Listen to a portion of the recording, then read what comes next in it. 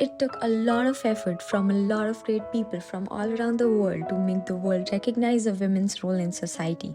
For Canada, Nellie McClung played a very significant part in getting women equal representation by fighting for their right to vote. In Manitoba, on 28 January 1916, for the first time, women won the right to vote in Canada. By 1918, most women were allowed to vote, and by 1919, they gained their right to run for the elections as well. This reform was a turning point for Canadian politics and also a life-changing opportunity for all the women in the country. As early as Canada's colonial period, homosexuality was made a crime. Crime against homosexuality were punishable by up to the death penalty in 1861.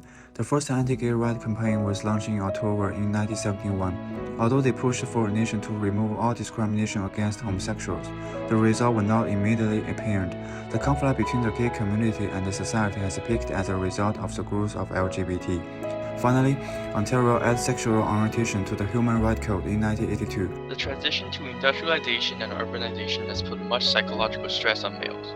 Workers needed a way to escape the reality which saw the general working class turn to booze as a means of relaxation. Heavy drinking was a typical social phenomenon in the male community during the 19th and early 20th century. Wives in some groups have suggested that alcohol had destroyed their family, jobs, and homes. Alcohol had become an enemy and was blamed for the presence of many social illnesses at the time, such as the blocking of economic success.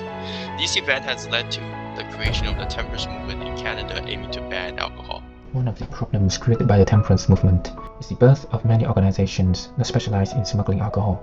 Due to these groups fighting over territories, shootouts were happening more often, leading to many deaths during the era.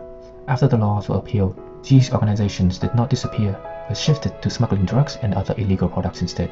After the fall of the movement, new laws were put in place, but local governments can now control all the sale of alcohol in Canada.